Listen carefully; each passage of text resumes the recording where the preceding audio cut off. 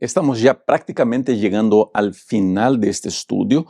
Vamos a entrar ahora a una parte muy especial, que es el último discurso de Cristo, ya preparándonos para su gran sacrificio.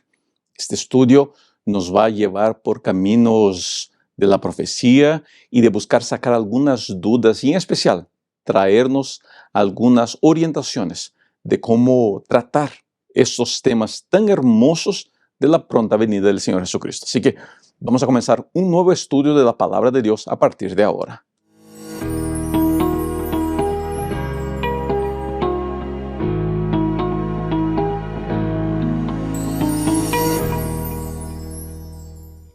Muy bienvenidos, queridos amigos, queridas amigas. Es siempre un gusto recibirlos aquí. Soy Rubén Bullón y este video es el estudio de la lección de la escuela sabática, lección de número 10, que trae como título Los últimos días. Y como siempre, vamos a comenzar con la lectura del verso para memorizar. Entonces verán al Hijo del Hombre, que vendrá en las nubes con gran poder y gloria. Entonces se enviará a sus ángeles y juntará a sus elegidos de los cuatro vientos, desde el extremo de la tierra hasta el otro extremo del cielo. Marcos capítulo 13, versos 26 y 27. Permítame comenzar el estudio de esta semana haciendo una afirmación que ya hice algunos días atrás y espero que usted logre entender lo que le voy a decir. La Iglesia Adventista del Séptimo Día no tiene posición oficial sobre interpretaciones proféticas. Lo que nosotros tenemos son métodos para la interpretación de la profecía. Nosotros adventistas somos historicistas y interpretamos las profecías bíblicas usando el método historicista. Una de las varias características del método historicista es el principio día-año, donde llegamos a creer que en profecía un día representa un año. ¿Por qué estoy abriendo el estudio con esta afirmación que quizá pueda traer algo de incomodidad o mismo de polémica? Claramente no es mi objetivo eso.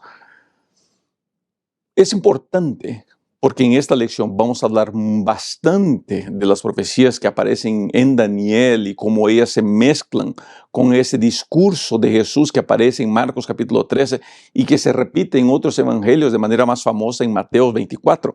Es muy importante que nosotros tengamos claro algunas cosas. Nosotros no tenemos condiciones de decir, así será y punto final. Tenemos condiciones de teorizar o mismo de imaginarnos cómo serán las cosas. Por eso comienzo este estudio haciéndole a usted una alerta y una invitación a que no se cierre en interpretaciones, que siempre mantenga la posibilidad de que las cosas sean quizá un poco diferentes. Porque de esa manera yo siempre estaré buscando conocer más.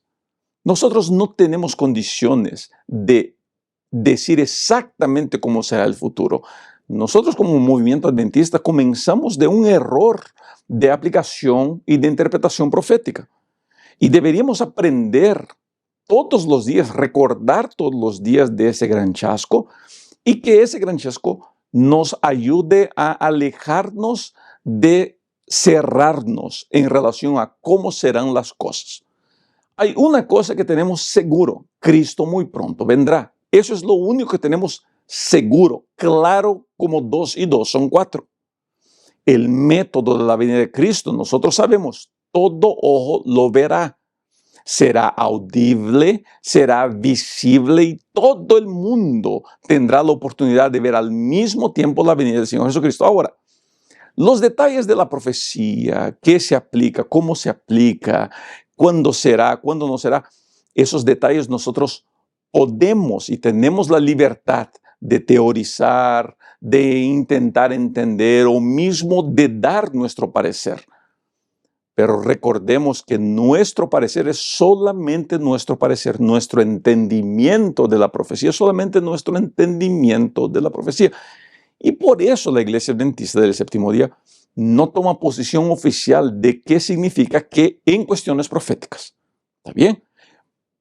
Esto dicho, vamos a intentar entender el discurso de Cristo y vamos a ver qué es lo importante en lo que tiene que ver con la escatología, ¿Qué es escatología? Es el estudio de los últimos eventos, de los eventos finales. Vamos a buscar entender el discurso de Cristo. Vamos a ver qué es lo que el autor sugiere que puedan significar. Y más importante, vamos a ver, porque Cristo deja claro eso, qué es lo importante en cuestiones de preparación para la venida de Cristo. Y ahí le dejo, para cerrar esta introducción, una pregunta. ¿Usted cree que está preparado para la venida de Cristo? ¿Usted cree que está listo si Cristo viniera hoy día? Comúnmente la respuesta de muchos es creo que no. Y esa respuesta se basa en el hecho de que estamos mirando hacia nuestra vida. Miramos a lo que somos y a lo que hacemos. Miramos nuestra condición pecaminosa y pensamos que la salvación depende de nuestra perfección. Y no, la salvación no depende de nuestra perfección. La salvación depende de la gracia maravillosa del Señor Jesucristo. Hay una frase que se atribuye a Martín Lutero, yo no tengo cómo precisar esto, pero una frase que se atribuye a Martín Lutero es al decir de que al mirarme a mí no veo cómo me pueda salvar, pero al mirar a la cruz de Cristo no veo cómo me pueda perder. Por eso, querida amiga, querido amigo, ¿estaría usted listo para la venida de Cristo? Para contestar esa pregunta, yo le invito a mirar a la cruz, a mirar el amor de Dios por usted y a intentar entender todo lo que Cristo está dispuesto a hacer para salvarlo. Desde esa perspectiva, nosotros estamos listos para la venida de Cristo. Eso no quiere decir que no podemos mejorar. Seguimos avanzando, seguimos creciendo, porque la caminada en Cristo solamente terminará en aquel grandioso día cuando Él finalmente regrese a esta tierra.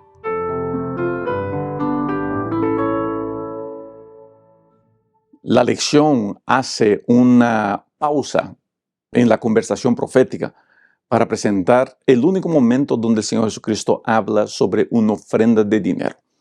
Es la historia de una señora que trae 2 moneditas muy pequeñitas que representaban el 1/32 de un sueldo del día. O sea, vamos a imaginarnos que alguien trabajando, pues sueldo mínimo aquí en Illinois serán sus $15 y una persona trabajando las 8 horas del día, pues llegará ahí a sus $120. Pues dividido eso por 32, es eso más o menos lo que la señora acabó dando de ofrenda. Algo muy pequeñito que fue reconocido por el Señor Jesucristo. Porque Cristo confronta la actitud de esa señora a la actitud de los ricos que venían a depositar mucho dinero, muchas monedas. Algunos llegan a decir que en los tiempos bíblicos los ricos hacían sonar trompetas para que la gente pudiera darse cuenta de que estaban donando y donaban las monedas y hacían cuestión de que la gente escuchara el ruido de las para que pudieran ver qué tanta piedad tenían esas personas, qué tan dedicados eran esas personas. Mira, la lección que encontramos aquí en este texto, es de que mis intenciones son tan importantes como mis acciones. Hacer algo bueno con malas intenciones es nulo. Portarme bien con malas intenciones no me sirve de nada. Cristo llega a llamar ese tipo de actitud de sepulcros vacíos, sepulcros blanqueados. Es algo muy bonito por afuera, pero por adentro es pútrido, es apestoso, es sucio, es muerte. Mis intenciones son más importantes, diría yo, que mis acciones. Por eso es muy importante, ojo aquí, y entienda eso, es muy importante evaluar por qué hago las cosas. Es muy importante entender por qué estoy haciendo lo que estoy haciendo. No importa qué tan bonitas son las cosas que yo hago, no importa qué tan bonitas son las palabras que yo digo, no importa qué tan impactantes son mis acciones o mi manera pública de ser. Si por adentro mis intenciones son de muerte, son de putrefacción, son de mal olor. Y así es la religiosidad de mucha gente. Por afuera somos lindos, por adentro estamos carcomidos por el cáncer de la codicia, de la concupiscencia, de los pecados que no queremos dejar. Querido, mira, es muy bueno ser bueno y deberíamos todos buscar ser buenos, pero más importante que mostrar públicamente que somos buenos es que seamos buenos en la soledad de nuestra casa con las luces apagadas al fin del día. Carácter no es lo que muestro a las personas, carácter es lo que soy cuando nadie me puede ver. Y sería genial que nosotros tuviéramos eso en cuenta. Más importante que parecer es ser. Y esa es la historia que encontramos en esa viuda. Al mismo tiempo, el Señor Jesucristo propone aquí que la corrupción del templo y de los líderes religiosos no puede servir de excusa para mi infidelidad para con Dios.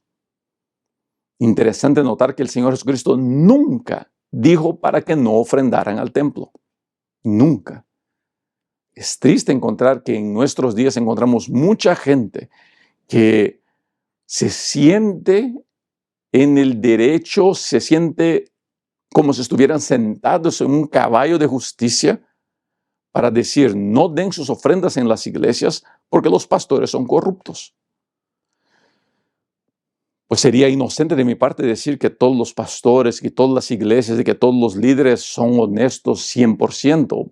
Tristemente hay gente por ahí, y no está en mí decir quién es y quién no es, pero tristemente hay gente por ahí que no ha sido fiel a Dios en el manejo de las finanzas de las iglesias, sea en la iglesia adventista o en otras iglesias tantas. Pero el error de mi hermano no me da a mí la apertura para equivocarme. Así que, querida amiga, querido amigo, el trabajo de su iglesia es muy importante y es un privilegio para nosotros participar financieramente de la misión de la iglesia. Y yo estoy de acuerdo que tristemente por veces las cosas no se hacen como deberían ser hechas. Pero eso no puede ser mi excusa para seguir sin obedecer y sin hacer la obra de Dios. Así que, por favor, haga a un lado cualquier idea de corrupción. Si hay, Dios se encargará de poner mano en eso y las personas que se están portando mal responderán delante de Dios. Usted y yo tenemos una misión, sermos fieles a Dios en nuestros diezmos y ofrendas, avanzando la misión, ayudando a avanzar los trabajos de la iglesia. Y en ese día de la venida de Cristo, nosotros entonces veremos quién es quién, qué es lo que pasó. Y ojalá, si aquí algún líder, algún hermano está mal usando los fondos de la iglesia, ojalá un día entienda que debería cambiar su actitud. Y yo en mi corazón lo único que puedo hacer es orar para que Dios no me deje mirar esas cosas equivocadas y que me deje avanzar rumbo al cumplimiento de mi deber para con Dios. El historiador Flavio Josefus describe el templo de Jerusalén como una obra linda, grandiosa. Las columnas del templo, era necesario 3 hombres de manos dadas para poder abrazar esa columna de tan grandes que eran. Esa estructura llamó la atención de los discípulos y los discípulos, pues, al salir del templo, le dicen al Señor, mira qué cosa increíble esto. Mira qué cosa increíble esto. Interesante que hay un contraste entre la adoración de los discípulos al templo, vamos a decirlo así, la adoración, la admiración de los discípulos al templo con la ofrenda que acababan de ver. Lo que el Señor acababa de enseñar de una ancianita que da todo lo que tenía. El contraste es muy interesante. Y es ahí que el Señor Jesucristo entonces comienza su discurso profético. No quedará piedra sobre piedra. Para ellos parecía pues imposible que eso pasara. La historia muestra que pasó. No quedó piedra sobre piedra. Algunos estudiosos, algunos historiadores, yo me acuerdo cuando estaba en la universidad escuché esa información. No sabría precisar quién dio esa información. Pero algunos historiadores dan a entender de que los soldados, había tanto oro en el templo y se prendió fuego al templo, que el oro comenzó a derretir de las paredes. Y los soldados romanos y los que estaban ahí comenzaron a revolcar las piedras para poder quitarse ese oro, para llevarse ese oro. De ahí es que se cumple supuestamente la profecía de Jesús al decir, no quedará piedra sobre piedra. Interesante, ¿no? Ahora, algo me llama la atención aquí, dos puntos que me llaman la atención aquí. Uno, ¿dónde está nuestra alabanza? Yo soy pastor de la Iglesia Adventista del Séptimo Día y tengo mucho orgullo de nuestra iglesia. Creo que la Iglesia Adventista hace un lindo trabajo. Es una institución mundial. Creo en la lisura y en la honestidad de los administradores de nuestra iglesia, aunque me siento muy libre de decir que no estoy de acuerdo con todas las decisiones que se toman, pero creo en la honestidad, creo en el corazón correcto de nuestros líderes, creo que hacen lo que creen que sea la voluntad de Dios, y en eso yo aplaudo. Pero hay algo que por veces nosotros no nos damos cuenta, que nuestra adoración no puede ser a una institución. Vuelvo y repito, la Iglesia Adventista yo creo que es la iglesia remanente de Dios y creo en la misión que tenemos. Pero mi adoración no puede ser a la iglesia. Mi adoración no puede ser a la iglesia. Mi adoración no puede ser a un pastor. Mi adoración no puede ser a una institución. Los discípulos estaban admirados del templo. Así también muchos de nosotros estamos admirados de lo que la iglesia hace. Y creo que la iglesia hace un muy buen trabajo, pero la iglesia no puede ser objeto de adoración. Por más que Elena White diga que es la niña de los ojos de Dios, la iglesia no es objeto de adoración. Mi adoración no es a un sistema, no es a una estructura, no es a una organización mundial. Mi adoración es al Dios de esta iglesia, es al Señor de esta iglesia, es al Señor que comisionó esta iglesia, que despertó en el corazón de los pioneros la urgencia de la predicación del Evangelio. Es ahí donde tiene que estar mi adoración. Yo admiro el trabajo que la iglesia hace, no tenga duda de eso. Y tengo mucha gratitud a todo lo que la iglesia hizo por mí, porque no solamente soy pastor, soy hijo de pastor y todo lo que tengo se lo debo a esta iglesia. Pero jamás podemos poner nuestra adoración en un templo o una institución. Si las profecías se cumplen como creemos que se cumplirán, en la venida de Cristo no habrá Iglesia Adventista del Séptimo Día como organización, como institución.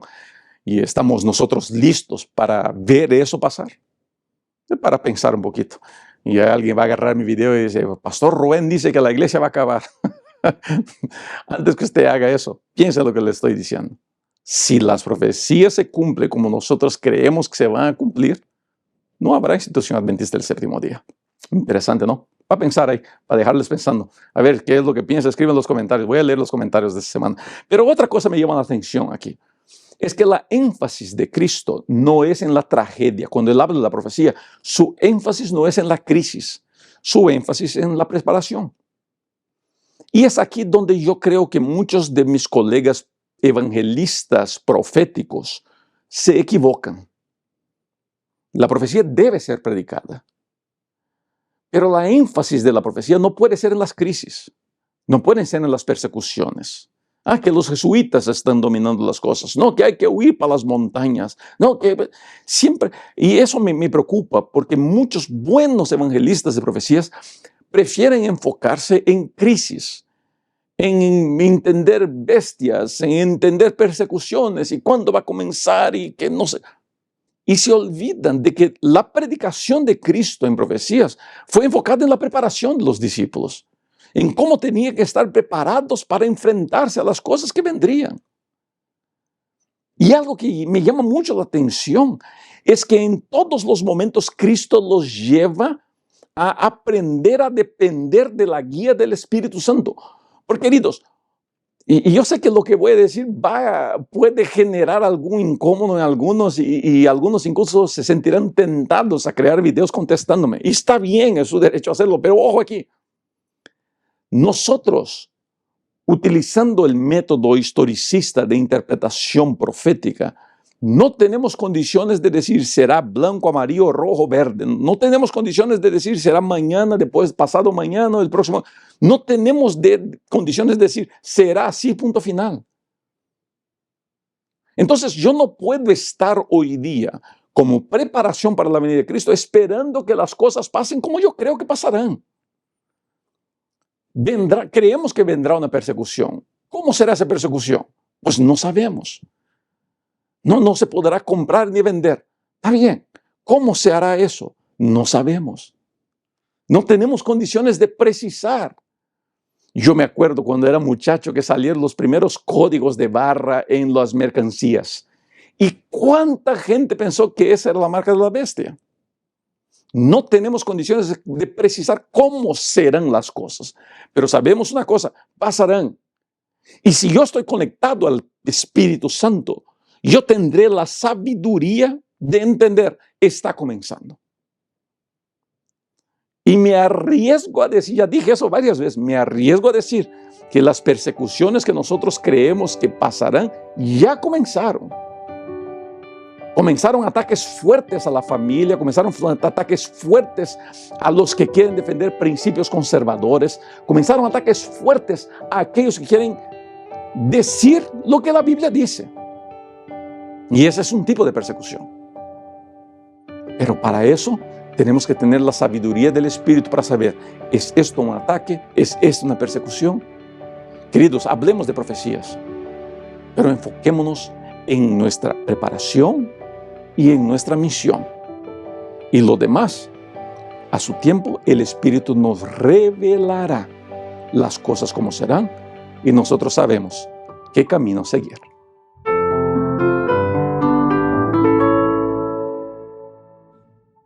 Vamos a comenzar este estudio leyendo la palabra de Dios. Por favor, acompaña en pantalla.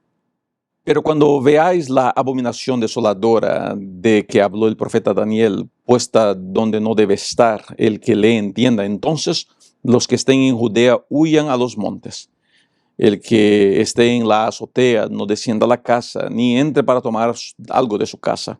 Y el que esté en el campo no vuelva atrás a tomar su capa. Mas ay de las que estén encintas y de las que críen en aquellos días. Orad pues que vuestra huida no se dé en el invierno.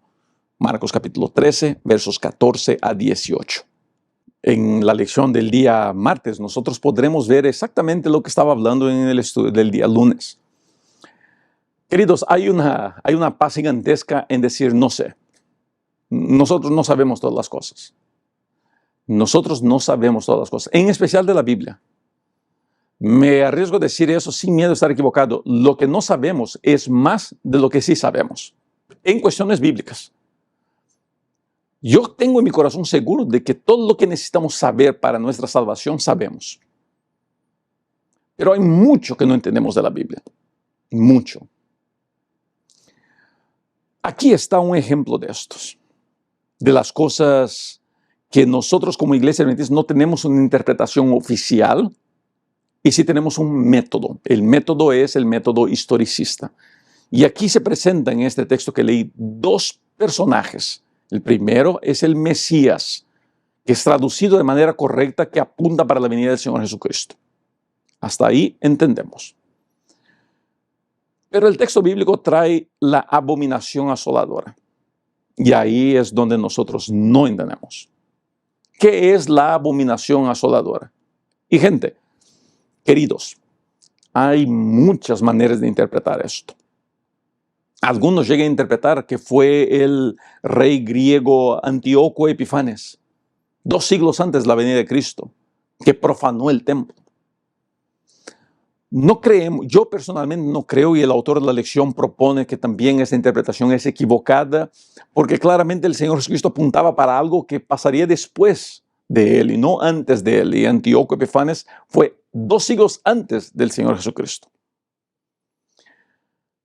El autor de la lección propone que la desolación, abominación asoladora, sería la colocación de estandartes romanos en el templo de Jerusalén. ¿Por qué esa interpretación me parece más acertada? Porque la historia muestra que cuando eso pasó en el año 60 después de Cristo, los cristianos huyeron de Jerusalén y fue lo que les salvó. Los cristianos se salvaron de la destrucción de Jerusalén porque entendieron estas señales.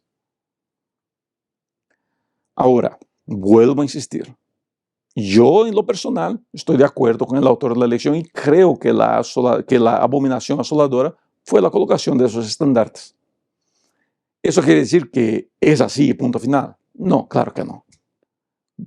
Lo que no sabemos es más de lo que sí sabemos. Lo bonito de esto es que un día usted y yo estaremos en el cielo y podremos estudiar estos temas a exhaustión. Y cuando tengamos dudas, podremos preguntar al Maestro Cristo y decir, ¿qué es lo que quisiste decir?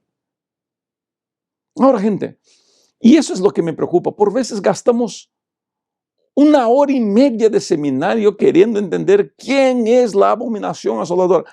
En una charla profética, una semana profética, 1 hora y media intentando entender esto aquí. Y la pregunta es muy sencilla, pues ¿para qué?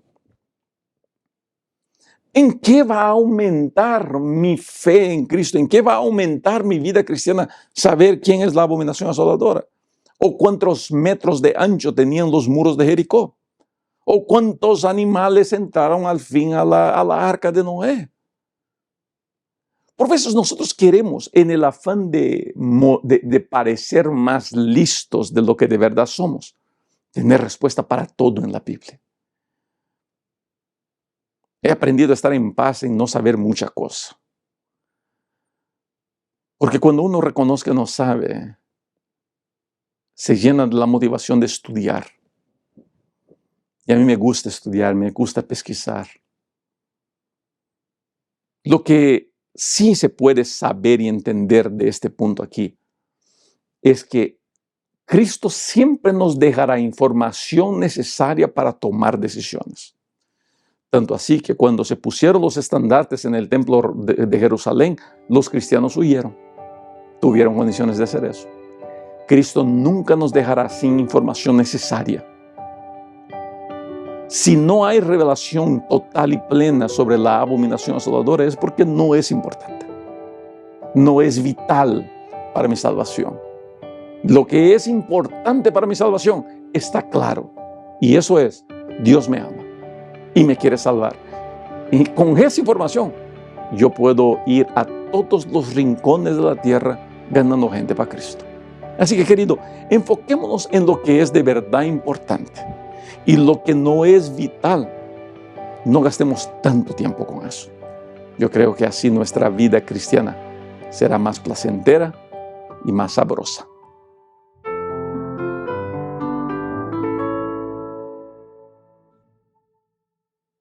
Vamos a seguir leyendo la palabra de Dios para comenzar este estudio, porque de esta manera tenemos mejores condiciones de entender lo que el autor de la lección quiere enseñar. Acompañe en pantalla, por favor. Porque aquellos días serán de tribulación, cual nunca ha habido desde el principio de la creación que Dios creó hasta este tiempo, ni la habrá. Y si el Señor no hubiese acortado aquellos días, nadie sería salvo. Mas por causa de los escogidos que Él escogió, acortó aquellos días. Entonces, si alguno os dijere, mirad, aquí está el Cristo, o mirad, allí está, no le creáis, porque se levantarán falsos cristos y falsos profetas y harán señales y prodigios para engañar, si fuese posible, aún a los escogidos. Mas vosotros mirad, os lo he dicho todo antes. Marcos capítulo 13, versos 19 a 23. Crisis final. A muchos, en especial en la iglesia adventista, les gusta hablar de crisis. ¿Cómo les gusta una crisis? Aparece una guerra, se asoman todos. Un temblor, se asoman todos. Un nuevo presidente en Estados Unidos, se asoman todos. y la gente se vuelve loca porque les gusta una crisis. Esas crisis generan una idea de que estamos más cerca a Cristo y todo eso. Por eso yo más o menos entiendo de dónde vienen las personas que les gustan ese tipo de crisis. Pero la Biblia no es un libro de crisis. La Biblia es un libro de salvación. Y el gran punto de esta porción de la Biblia que leímos es Dios diciendo, yo les dije todo. Yo les dije todo. Les mostré todo. Yo no tengo que tenerle miedo al futuro. Basta que yo dé una mirada hacia el pasado y vea cómo Dios me ha protegido durante toda mi vida. Tenerle miedo al futuro es llegar a dudar del poder de Dios. Yo me imagino que usted, querido amigo, puede que esté viviendo un momento muy difícil y mire a su futuro y vea tormentas sin fin. No le tenga miedo. Dios jamás lo abandonará a usted. Él jamás lo dejará solo. Usted puede contar con la mano poderosa de Él, con toda la fuerza que viene de los cielos. Usted tiene el poder de Dios al lado suyo. Avance en el nombre del Señor Jesucristo. Algunas cosas me llaman la atención aquí. Vuelvo a repetir. No tenemos condiciones de decir qué gran tribulación es esta. Lo que sí podemos saber es que hay alertas de parte de Dios de que aparecerán personas queriendo confundir a los escogidos de Dios. ¿Quiénes son los escogidos de Dios? Todos nosotros. Y aparecerán personas queriendo engañar, queriendo mentir. Y queridos amigos, queridas amigas, yo no puedo hablar de otras iglesias. Por veces nos gusta decir, no, ven que el pastor de la iglesia evangélica ese, que el cura ese, que el pentecostal ese, son falsos profetas, falsos cristos. Pero quizá valdría la pena nosotros mirarnos a nosotros un poquito más. La cantidad de falsos maestros que quieren entrar a la iglesia hoy día y se pintan con aire de misericordia, de bondadoso. No, yo soy el tío este, yo soy el pastor este, yo soy el amiguito este. Y de manera muy mascarada tiran su veneno para atacar a la iglesia. De manera muy mascarada tiran su veneno para golpear los fundamentos de la iglesia. Estos días me llegó la información de que una persona que tiene una cierta amistad con mi familia había abandonado el hogar y se metió en las montañas de Brasil. Porque un maestro, un predicador de profecías les dijo que era hora de abandonar las ciudades, de salir de los centros urbanos, ir a las montañas a esperar a Cristo, de que la iglesia estaba corrompida, de que los pastores son corrompidos, de que nadie sirve. Y la señora dejó a su esposo de años de matrimonio, un hombre de Dios, un buen hombre, dejó a hijos, nietos, abandonó todo para seguir a un falso maestro de esas invenciones de cuentos, de profecías mal estudiadas. La profecía jamás puede ser usada para separar familias, jamás. Por eso la alerta del Señor Jesucristo aquí, por eso su alerta de decir, cuiden, porque vendrán falsos cristos y falsos profetas. Por eso nosotros estamos esperando que alguien se pinte como el Señor Jesucristo. En Brasil había una figura caricatura llamada Henri Cristo. Es un personaje, casi no tenía seguidores, un par de niñas ahí que lo caminaban, pero nadie nunca lo llevó en serio. Y la gente decía, ven ahí un falso Cristo. No, es un pobrecito, es un cómico prácticamente. Los falsos cristos que vienen son esos que entran a la iglesia queriendo engañar, sacar provecho de la gente. Con esos hay que tener mucho cuidado. Los alertas del Señor Jesucristo son contra estos que se visten de misericordia para atacar la grey, para desbandar al rebaño, para dividir familias, para crear divisiones en las iglesias. Y con estos tenemos que tener mucho, pero mucho cuidado. Aquí en la asociación donde trabajo, una de nuestras iglesias se desapareció, fruto de un ministerio de esos si es que se puede llamar eso de ministerio, que vinieron y acabaron con la iglesia, dividieron la iglesia, volvieron familiares contra familiares. Fue un triste fin de un grupito. Fruto de esta gente que se pintan, que son falsos cristos, falsos profetas, que traen enseñanzas mentirosas a la iglesia y que hacen más daño que bendición. Tenemos que tener mucho cuidado, porque no todo lo que se pinta de misericordia viene de Dios. Así que vale la pena tener nuestros ojos bien abiertos para eso.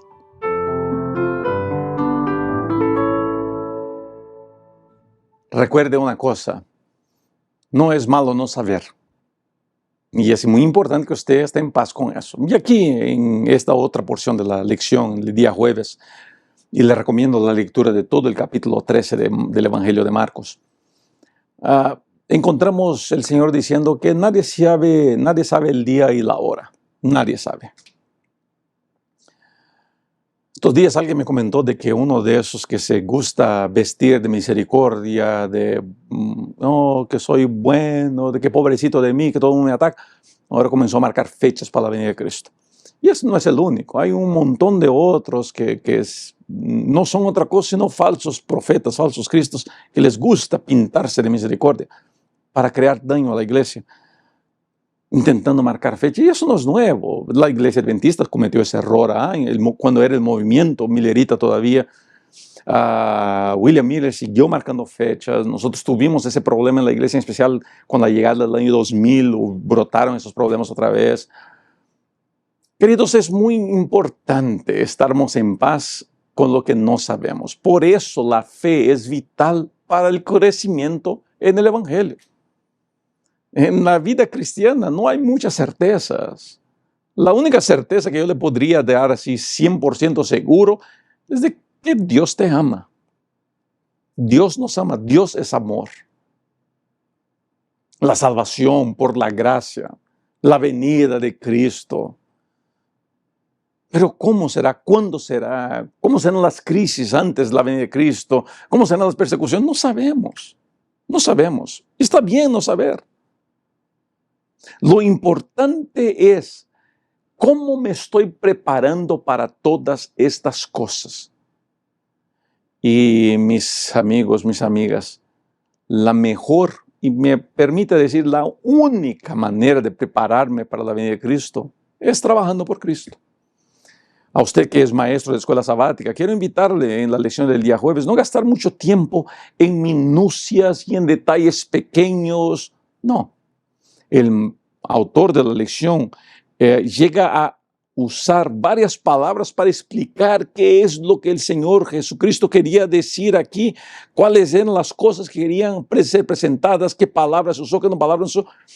Puede llegar a ser muy complicado eso, presentarlo en la escuela sabática sin todo el tiempo y todos los recursos que uno necesita. Así que recomiendo no gastar tanto tiempo en eso. Recomiendo gastar tiempo en cómo nos estamos preparando para la venida de Cristo. Nadie se prepara, voy a repetir eso, nadie se prepara para la venida de Cristo escapándose por las montañas, nadie. No hay preparación metido en las montañas, escondido, aislado, no. La preparación para la venida de Cristo es trabajando, es predicando, es cumpliendo la misión, es dedicado a la oración, al estudio de la Biblia y a ayudar a mi prójimo. Mientras más trabajo, mientras más me dedico a la predicación del Evangelio, más preparado estoy para la venida de Cristo. Querido, por favor, escuche bien lo que voy a decir. Pare de perder tiempo viviendo una religión de fachada. Pare de perder tiempo viviendo una religión de críticas y de condenas. Para de gastar tu tiempo viviendo una religión de reglas y tradiciones. No vas a ganar absolutamente nada con eso. No vas a lograr nada enfocado en detalles, en reglas, en críticas, en condenas, en apuntar el dedo diciendo quién está en pecado y quién no está en pecado. La esencia del Evangelio es, me estoy preparando para el día de la venida de Cristo. Y la respuesta es, estoy trabajando. Amo a mi prójimo, ayudo a alguien, gasto tiempo en la presencia de Dios. Esa es la vida religiosa, esa es la religión. conectarme con Dios, conectarme con mi prójimo, amar a mi Dios y amar a mi prójimo. Nunca fue nuestro trabajo condenar a nadie. Así que paremos con eso. Cristo muy pronto vendrá y es muy importante que su pueblo, que se llama por su nombre, llegue a ser una bendición a todas las personas con quien llegamos a tener contacto. ¿Cómo te conocen las personas? ¿Como el cristiano radical del que no puede hacer nada? ¿O como el vecino amoroso que ayuda, que siempre está dispuesto a atender? Quizá la gran ayuda que el Evangelio necesita de usted es que usted pueda sonreír al que necesita una sonrisa, que usted pueda extender la mano al que necesita de ayuda. Si hacemos eso, lograremos cambiar el mundo para mejor y prepararnos mejor para la venida de Cristo.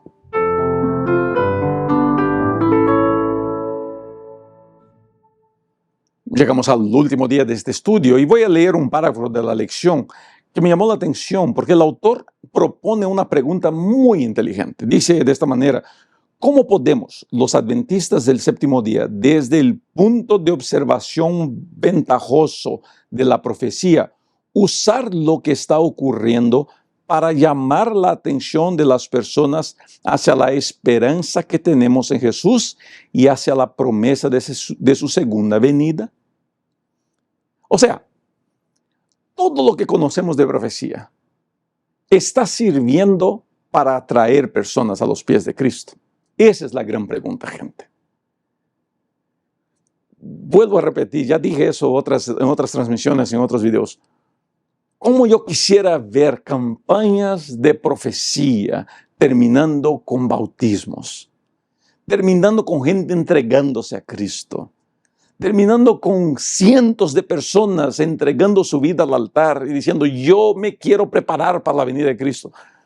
Tristemente, donde he visto y cuando me mandan videos de internet y cuando puedo llegar a ir, lo único que veo son nuestros buenos hermanos de iglesia sentaditos, escuchando lo que ya saben. Es que como nos gusta hablar de profecía. La profecía es tan hermosa y creo que no hay nada, pocas cosas existen tan poderosas como la profecía para atraer las personas al Señor Jesucristo, a los pies del Maestro. Entonces, ¿cómo estamos usando la posición de ventaja que tenemos de conocimiento profético para atraer personas al Salvador? Esa es una gran pregunta. Y usted, mi querido hermano, mi querida hermana que le gusta la profecía, usted más que nadie tiene que contestar esa pregunta. Permítame hacer una lectura del Deseado de toda la gente. Es una cita de Leonard White que nos va a ayudar a entender y a resumir lo que fue el estudio de esta semana. Por favor, acompañe en pantalla. Por cuando no sabemos el tiempo exacto de su venida, se nos ordena velar. Bienaventurados aquellos siervos a los cuales su Señor, cuando venga, halle velando. Los que velan esperando la venida de su Señor no aguardan en ociosa expectativa. La expectación de la venida de Cristo debe inducir a los hombres a temer al Señor y a temer sus juicios sobre la transgresión. Los debe despertar a la enormidad del pecado de rechazar sus ofrecimientos de misericordia. Los que aguardan al Señor purifican su alma por medio de la obediencia a la verdad. Combinan la vigilia atenta con el trabajo ferviente.